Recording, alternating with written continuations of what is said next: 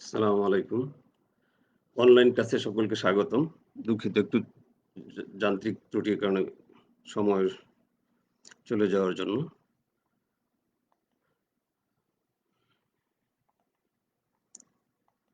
Diploma in engineering electronics টেকনোলজির ৪র্থ পর্বের ছাত্রছাত্রীদের networks, filters and transmission lines বিষয়ের নাম, বিষয় কোড 668421।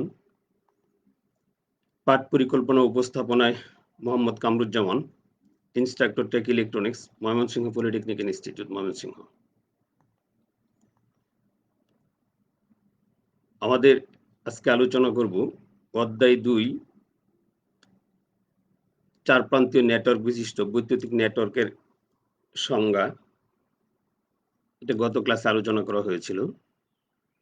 এবং অ্যাক্টিভ উপাদান, প্যাসিভ উপাদান, লিনিয়ার ও নন লিনিয়ার উপাদান, ইউনিলিটারাল এবং বাইলিটারাল উপাদান।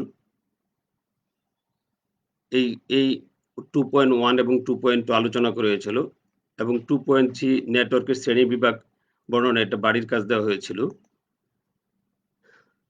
আজকে আলোচনা করব আমরা 2.4 থেকে সিমেট্রিক্যাল এবং অ্যাসিমেট্রিক্যাল নেটওয়ার্কের সংজ্ঞা। 2.5 সিরিজে যুক্ত জেনারেল 4 টার্মিনাল সিমেট্রিক্যাল নেটওয়ার্কের characteristic impedance, propagation constant, attenuation constant, phase constant এর ব্যাখ্যা।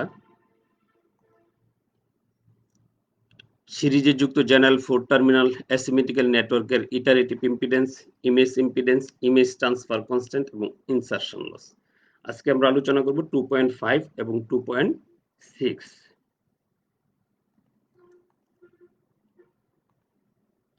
যেমন সিমেট্রিক্যাল এবং অ্যাসিমেট্রিক্যাল নেটওয়ার্কের সংজ্ঞা। সিমেট্রিক্যাল নেটওয়ার্ক যে নেটওয়ার্কের ইনপুট প্রান্ত ও আউটপুট প্রান্ত এর মধ্যে পারস্পরিক পরিবর্তন হলে এদের অভ্যন্তরে বৈদ্যুতিক বৈশিষ্ট্যের কোনরূপ পরিবর্তন হয় না, তাকে সিমেট্রিক্যাল নেটওয়ার্ক বলে।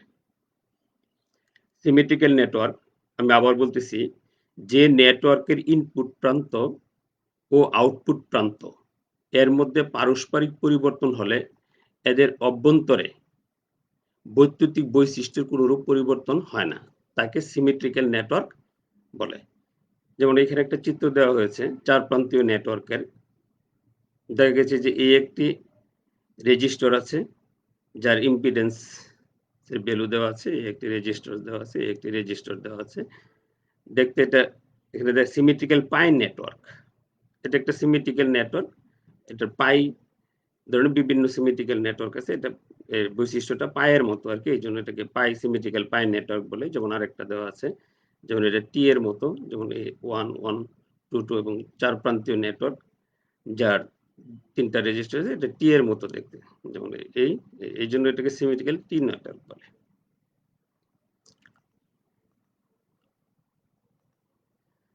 যেমন অ্যাসিমেট্রিক্যাল নেটওয়ার্ক, যে নেটওয়ার্কের ইনপুট প্রান্ত ও আউটপুট প্রান্তের মধ্যে পারস্পরিক পরিবর্তন হলে এদের অভ্যন্তরে বৈদ্যুতিক বৈশিষ্ট্যের পরিবর্তন হয়, বৈদ্যুতিক বৈশিষ্ট্যের পরিবর্তন হয়, তাকে অ্যাসিমেট্রিক্যাল নেটওয়ার্ক বলে।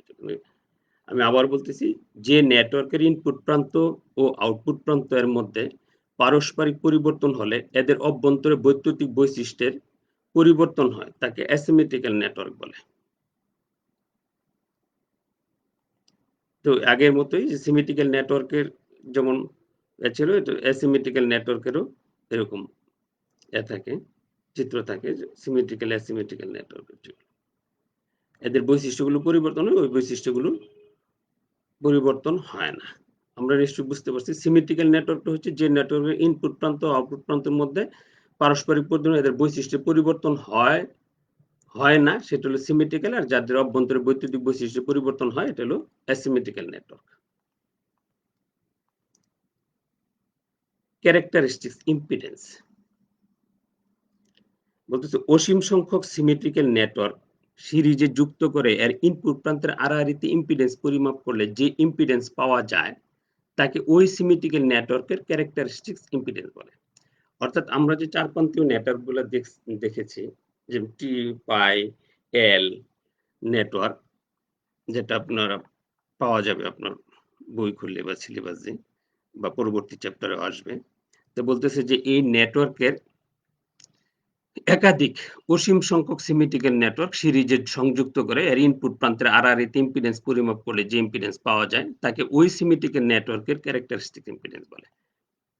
যেমন একটি সিমেট্রিক্যাল নেটওয়ার্ক আমরা আগের চিত্রে দেখানো হয়েছে, এখানে আর একটা রেজিস্টর দেওয়া আছে, এল ইন্ডাক্টর দেওয়া আছে, ক্যাপাসিটর দেওয়া আছে এবং একটা লোড দেওয়া আছে, গ্যালভানোমিটার যে লোডগুলো দেওয়া থাকে একটা লোড দেওয়া আছে, যেমন 4-প্রান্তীয় নেটওয়ার্ক, যার ক্ষেত্রে আমরা যদি চিন্তা করি যে যদি ইম্পিডেন্স ইনপুট ইম্পিডেন্স দুইটা পরিমাপ করা হয়, তো এটা হলো যে জেডএস, এইখানের যে ইনপুট ইম্পিডেন্স বা জেডএল, তো বলতেছে এই দুই প্রান্তের মধ্যে যে ইনপুটের যে দুই প্রান্তের যে ইম্পিডেন্স পাওয়া যায় তাকে সিমেট্রিক্যাল ক্যারেক্টারিস্টিক নেটওয়ার্কের ক্যারেক্টারিস্টিক ইম্পিডেন্স বলে।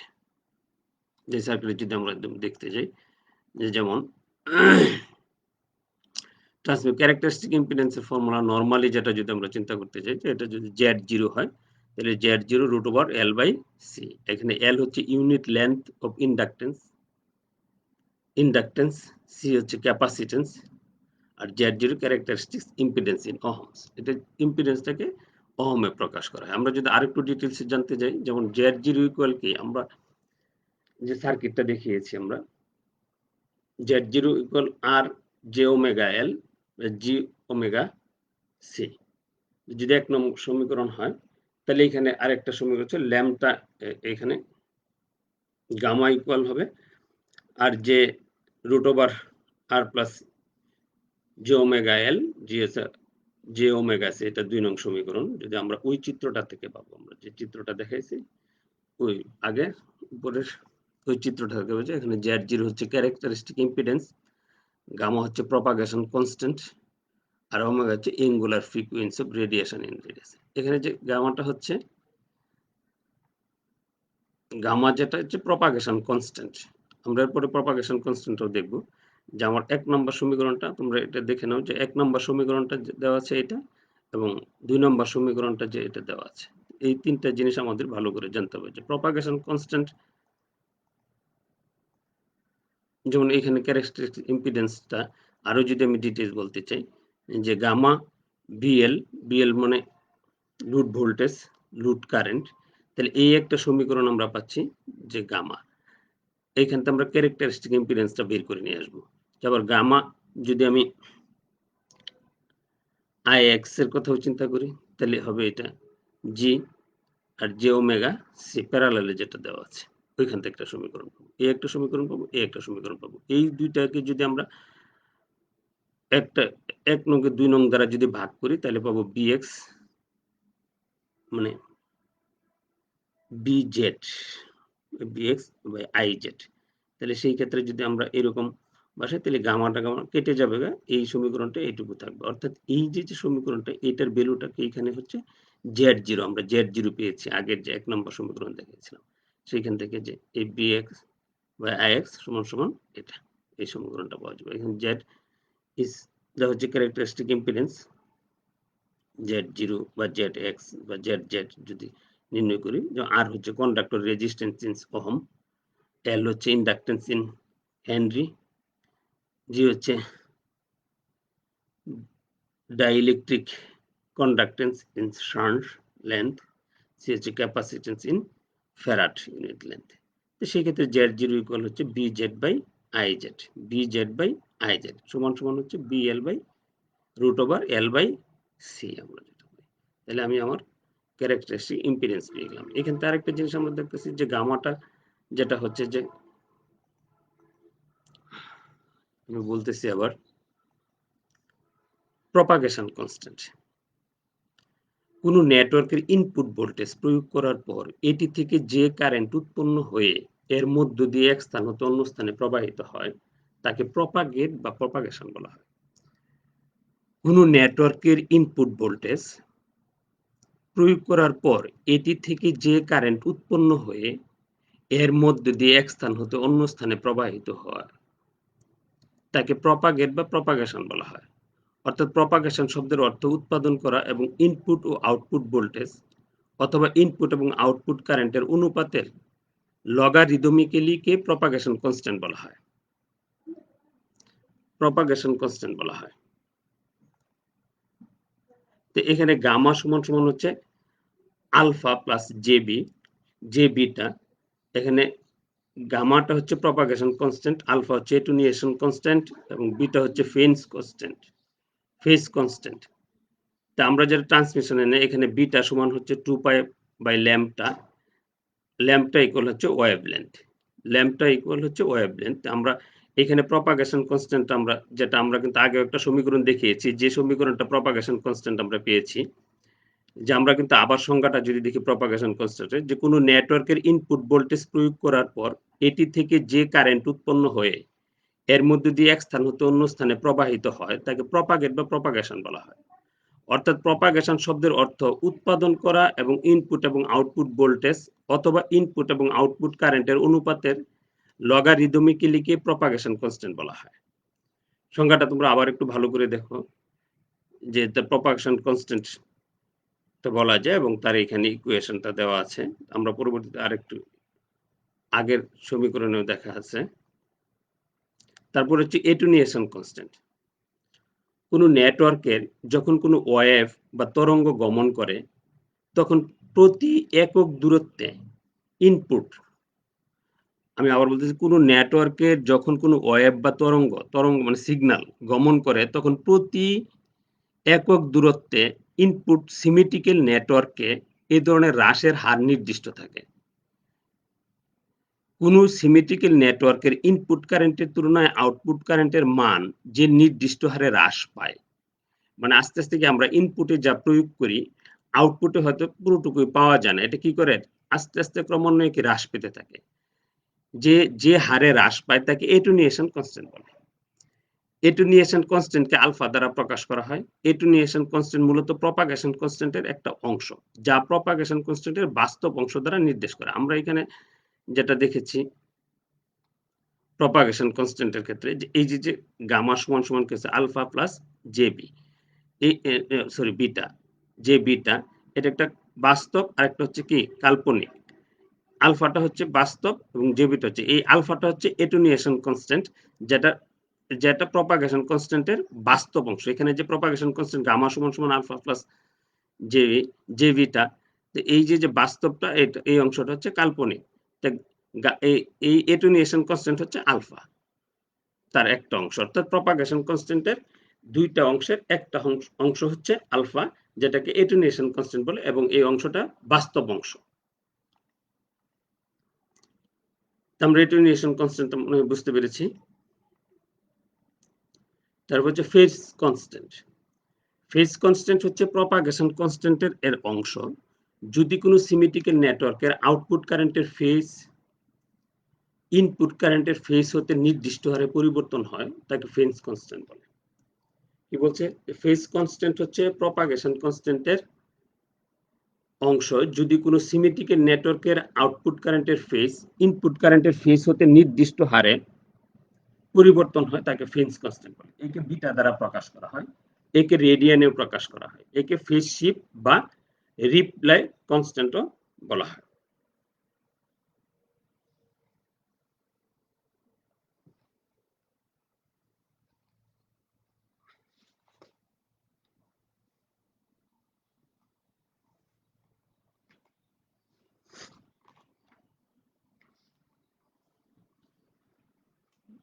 তাহলে আমরা আগে যেটা দেখেছিলাম যে কাল্পনিক অংশ, ওইখানে আমার প্রপাগেশন কনস্ট্যান্টটার দুইটা অংশ, একটা কাল্পনিক আর একটা বাস্তব। তো বাস্তব অংশটা হচ্ছে এটুনিয়েশন কনস্ট্যান্ট আর কাল্পনিক অংশটা হচ্ছে ফেজ কনস্ট্যান্ট, যেটা আমরা আগের সমীকরণে দেখিয়েছি। অতএব ফেজ কনস্ট্যান্ট সমান সমান কি বিটা ইকুয়াল ফাই। তোমরা এই যে ফেজ কনস্ট্যান্টটা আছে, এটা এটুনিয়েশন কনস্ট্যান্ট এবং ফেজ কনস্ট্যান্ট হচ্ছে প্রপাগেশন কনস্ট্যান্টের দুইটা অংশ, এবং এইটার এই ফেজ কনস্ট্যান্টের আমি যে সার্কিটগুলো দেখিয়েছি এটার একটা বাড়ির কাজও দিয়েছি, এটার একটা প্রমাণ আছে, এটা তোমরা বাড়ির কাছে এটা তোমরা প্রুফনেসটা করবে আর কি, এবং করে তোমরা সংশ্লিষ্ট টিচারের কাছে জমা দিবে। অর্থাৎ প্রপাগেশন কনস্ট্যান্টের কাল্পনিক অংশকে ফেজ কনস্ট্যান্ট বলে এখানে বলে দেওয়া হয়েছে। তারপরে হচ্ছে ইটারেটিভ ইম্পিডেন্স। ইটারেটিভ ইম্পিডেন্স কি?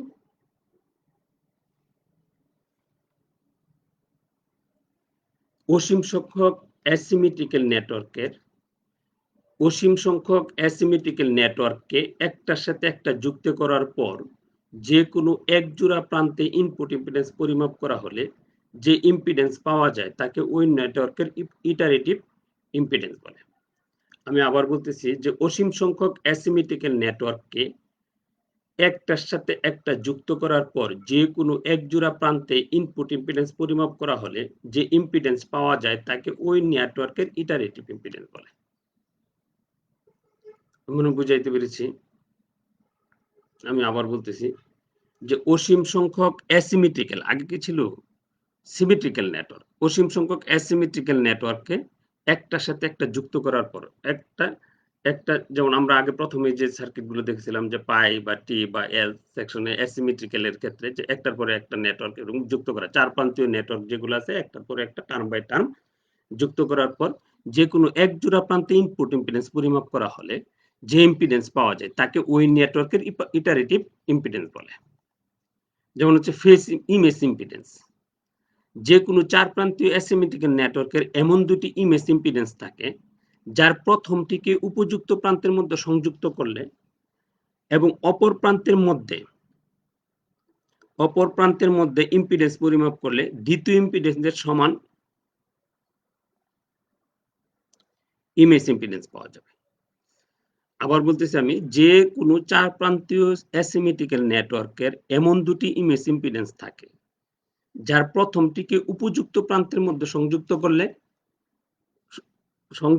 এবং অপর প্রান্তের মধ্যে ইম্পিডেন্স পরিমাপ করলে দ্বিতীয় ইম্পিডেন্সের সমান ইমেজ ইম্পিডেন্স পাওয়া যাবে। যেমন এখানে একটা সার্কিটে দেওয়া হয়েছে, যেমন এটা একটা চার প্রান্তীয় নেটওয়ার্ক। তো এটার এই যে দুইটা টার্মিনাল আছে, এই দুইটা টার্মিনালের যে ইমেজ ইম্পিডেন্স আছে, এই দুইটা টার্মিনালের ইমেজ ইম্পিডেন্স আছে এবং এবং এবং এদের যে ইনপুট আছে এই দুইটা ইমেজ ইম্পিডেন্স আছে। একদম প্রত্যেকটি যেমন এ নাম্বার চিত্রে এরকম ইনফিনিটি চলতে থাকে, বিতে টু ইনফিনিটি এরকম থাকতে থাকে। তাহলে এই যে এইটার এক জোড়া ইনপুট ইম্পিডেন্স পেলাম, এইখানে এই জোড়া ইনপুট ইম্পিডেন্সের সাথে যদি এই জোড়া যুক্ত করা হয় তাহলে এই চারটা যে সমন্বয়ে যে ইম্পিডেন্স পাওয়া যাবে সেটি হচ্ছে এখানে যে সংজ্ঞাটা বলছে যে ইমেজ ইম্পিডেন্স। যে কোনো চার প্রান্তীয় অ্যাসিমেট্রিক্যাল নেটওয়ার্কের এমন দুটি ইমেজ ইম্পিডেন্স থাকে যার প্রথমটিকে উপযুক্ত প্রান্তের মধ্যে সংযুক্ত করলে এবং অপর প্রান্তের মধ্যে ইম্পিডেন্স পরিমাপ করলে ইম্পিডেন্সের সমান ইমেজ ইম্পিডেন্স পাওয়া যাবে।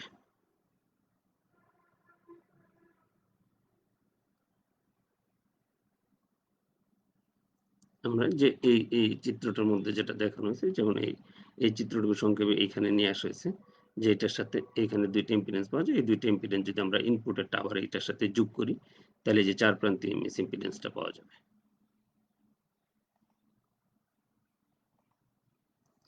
Image transfer constant.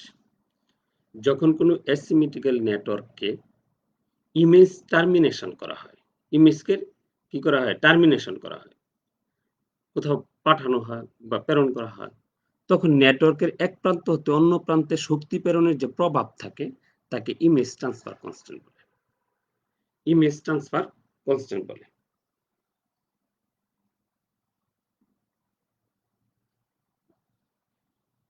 আমি আবার বলতেছি, যখন কোনো অ্যাসিমেট্রিক্যাল নেটওয়ার্ককে ইমেজ টার্মিনেশন করা হয়, একটা ইমেজকে বা একটা টার্মিনেশন মানে প্রেরণ করা হয়, তখন নেটওয়ার্কের এক প্রান্ত হতে অন্য প্রান্তে শক্তি প্রেরণে যে প্রভাব থাকে তাকে ইমেজ ট্রান্সফার কনস্ট্যান্ট বলে। একে ইমেজ ট্রান্সফার কনস্ট্যান্টকে থিটা দ্বারা প্রকাশ করা হয়। ইমেজ ট্রান্সফার কনস্ট্যান্টকে থিটা দ্বারা প্রকাশ করা হয়। যেমন আমরা যদি এটাকে থিটা দ্বারা প্রকাশ করি, যে ইমেজ ট্রান্সফার কনস্ট্যান্ট গাণিতিকভাবে প্রকাশ করার জন্য যেটা মানে যে সমীকরণ আছে, এই সমীকরণটা তোমরা দেখবা সবাই। তারপর হচ্ছে ইনসারশন লস।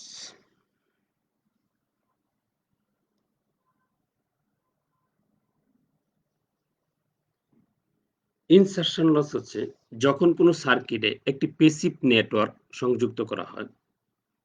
আমরা আগেই নেটওয়ার্কের মধ্যে আমরা পড়ে আসছি অ্যাক্টিভ নেটওয়ার্ক, প্যাসিভ নেটওয়ার্ক, তখন ওই সংজ্ঞাগুলো আমাদের জানার কথা। যখন কোনো সার্কিটে একটি প্যাসিভ নেটওয়ার্ক সংযুক্ত করা হয়, তখন ইনপুট কারেন্ট আউটপুট প্রান্তের কারেন্টের অপেক্ষা সর্বদা অধিক হয়ে থাকে। অর্থাৎ আমরা ইনপুটে যে ভোল্টেজ প্রয়োগ করি এবং সেই ভোল্টেজের প্রেক্ষিতে যে কারেন্ট পাওয়া যায় এবং আউটপুটের যেটা কারেন্ট পাওয়া যায় সেটা কি ইনপুটের চেয়ে কম বা আউটপুটে বেশি হয়ে থাকে। সেটাই বলছে যে প্যাসিভ নেটওয়ার্কে অধিক হয়ে থাকে। এটা ঘটে এইজন্য যে কিছু কারেন্ট নেটওয়ার্কের শান্ট উপাদানের মধ্যে দিয়ে প্রবাহিত হয়। শান্ট উপাদানের মধ্যে প্রবাহিত। শান্ট মানে প্যারালালে যেসব উপাদান থাকে তাদের মধ্যে দিয়ে প্রবাহিত। যার প্রেক্ষিতে আউটপুট প্রান্তে কারেন্ট হ্রাস পায়। এই পর্যন্ত তুমি আবার দেখো, আবার বুঝতে চেষ্টা করো। যখন কোনো সার্কিটে একটি প্যাসিভ নেটওয়ার্কে সংযুক্ত করা হয়, তখন ইনপুট কারেন্ট আউটপুট প্রান্তের কারেন্টের অপেক্ষা সর্বদা অধিক হয়ে থাকে। এটা ঘটে এইজন্য যে কিছু কারেন্ট নেটওয়ার্কের শান্ট উপাদানের মধ্যে দিয়ে প্রবাহিত হয়, যার প্রেক্ষিতে আউটপুট প্রান্তে কারেন্ট হ্রাস পায়। একইভাবে আউটপুট প্রান্তে ভোল্টেজ সর্বদা ইনপুট প্রান্তের ভোল্টেজ অপেক্ষা কম হয়, কারণ নেটওয়ার্কের সিরিজ উপাদানের ভোল্টেজ ঘাটতি হয়ে থাকে, যেটা ড্রপ হয়। মানে প্রত্যেকটা যে সিরিজ উপাদান থাকলে তার মধ্যে কি ভোল্টেজ ড্রপ হয়ে থাকে।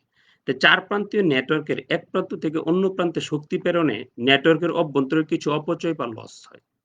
এই অপচয় বা লসকে নেটওয়ার্কের ইনসারশন লস বলে। আমি সংজ্ঞাটা বুঝিয়ে বলতে পারছি। ইনসারশন লস হচ্ছে যখন কোনো সার্কিট একটি প্যাসিভ নেটওয়ার্ক সংযুক্ত করা হয়, তখন ইনপুট কারেন্ট আউটপুট প্রান্তের কারেন্টের অপেক্ষা সর্বদা অধিক হয়ে থাকে। এটা ঘটে যে কিছু কারেন্ট ঘটে এই জন্য যে কিছু কারেন্ট নেটওয়ার্কের শান্ট উপাদানের মধ্যে দিয়ে প্রবাহিত হয়, যার প্রেক্ষিতে আউটপুট প্রান্তে কারেন্ট হ্রাস পায়। একইভাবে আউটপুট প্রান্তের ভোল্টেজ সর্বদা ইনপুট প্রান্তের ভোল্টেজ অপেক্ষা কম হয়, কারণ নেটওয়ার্কের সিরিজ উপাদান ভোল্টেজের ঘাটতি হয়ে থাকে। চার প্রান্তীয় নেটওয়ার্কের এক প্রান্ত থেকে অন্য প্রান্তে শক্তি প্রেরণে নেটওয়ার্কের অভ্যন্তরে কিছু অপচয় বা লস হয়। এই অপচয় বা লসকে নেটওয়ার্কের ইনসারশন লস বলে। আমরা সংজ্ঞাটা বুঝতে পারছি সবাই? তাহলে আমাদের আজকে আলোচনা করা হলো যে সংজ্ঞাগুলো আমাদের এটা বলবো। আর আমরা বাড়ির কাজ থাকবে, যেমন আমাদের আজকে যে সংজ্ঞাগুলো করা হলো, প্রথম মানে যেটা বাড়ির কাজে সচিত্র সিমেট্রিক্যাল নেটওয়ার্কের প্রপাগেশন কনস্ট্যান্ট নির্ণয় করো, এটা বাড়ির কাজ দেওয়া থাকবে। এবং ২ নাম্বার হচ্ছে অ্যাসিমেট্রিক্যাল নেটওয়ার্কে ইমেজ ট্রান্সফার কনস্ট্যান্ট বর্ণনা করো। আমরা যেগুলো পড়ানো হয়েছে এগুলো একটু ব্যাখ্যা করে বলতে হবে। তোমাদের বইগুলোতে দেওয়া আছে সবই। ৩ নাম্বার হচ্ছে সিমেট্রিক্যাল নেটওয়ার্কের অ্যাটেনুয়েশন কনস্ট্যান্ট বর্ণনা করো। এই বাড়ির কাজগুলো কমপ্লিট করে তোমরা এই সাবজেক্টের যে সংশ্লিষ্ট টিচার আছে, তোমরা ওনার কাছে জমা দিবে এবং উনি এটা দেখে তোমাদেরকে ধারাবাহিক মার্ক দিবেন আশা করি। এবং তোমাদেরকে বারবার বলা হচ্ছে যে তোমরা যদি একটু বারবার প্র্যাকটিস করো এবং যে ক্লাসগুলো হচ্ছে, যতটুকু চেষ্টা করা হচ্ছে, যতটুকু তোমাদেরকে বোঝানোর চেষ্টা করা হচ্ছে, তোমরা যদি সবগুলো ক্লাস ফলো করো তাহলে হয়তো এই সাবজেক্ট তোমাদের উপকৃত হবে, এই আশা করি। এবং তোমরা যদি এই ক্লাসগুলো, যে বাড়ির কাজগুলো দেওয়া হয়, যদি এই কাজগুলো কমপ্লিট করো তাহলে আমার মনে হয় তোমাদের লেখাপড়ার উন্নতি ঘটবে ইনশাআল্লাহ। তো প্রশ্ন থাকলে তোমরা প্রশ্ন করতে পারো, যে আমরা যদি কোনো প্রশ্ন থাকে যে বুঝতে সমস্যা হয়েছে, তাহলে আমরা হয়তো আজকে সময় নেয় আগামী ক্লাসে হয়তো তোমাদেরকে আমরা বোঝানোর চেষ্টা করব, এই প্রশ্নগুলোর উত্তর দেওয়ার চেষ্টা করব। তোমরা যদি প্রশ্ন থাকে তাহলে তোমরা প্রশ্নগুলো করতে পারো। আর তোমরা যদি এই ক্লাসটা বারবার দেখতে চাও তাহলে তোমরা www.skills.govbd.com এ পাবে, ক্লাসগুলো সংরক্ষণ থাকে এবং তোমরা বারবার দেখতে পাবে। আগামী ক্লাসে আলোচনা হবে তোমাদের অধ্যায় ৩, বিশেষ ধরনের নেটওয়ার্কের বৈশিষ্ট্য। বিশেষ ধরনের নেটওয়ার্কের বৈশিষ্ট্য ৩ নাম্বার অধ্যায়। আমরা আগামী ক্লাসে যা আলোচনা করব, এটা যদি তোমরা একটু দেখে আসো তাহলে ক্লাসগুলো বুঝতে তোমাদের জন্য সহজ হয়। তো আমরা তো ৪ প্রান্তীয় নেটওয়ার্কের বৈশিষ্ট্য পড়ছি, যা আগামী ক্লাসে বিশেষ ধরনের নেটওয়ার্কের বৈশিষ্ট্য হবে। এবং বিশেষ ধরনের নেটওয়ার্কের বৈশিষ্ট্য যেমন আছে রিকারেন্ট নেটওয়ার্ক ৩ এর ২ হচ্ছে ব্যালেন্সড অ্যান্ড আনব্যালেন্সড ল্যাডার নেটওয়ার্কের মধ্যে পার্থক্য।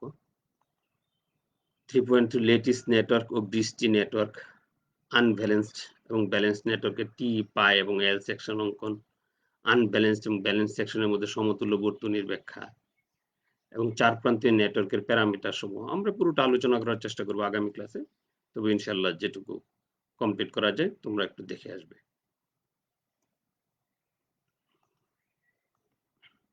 ধন্যবাদ সবাইকে আজকের ক্লাসও। ধন্যবাদ একটু প্রথম দিক দিয়ে ক্লাসটা শুরু করতে একটু দেরি হয়েছে এজন্য।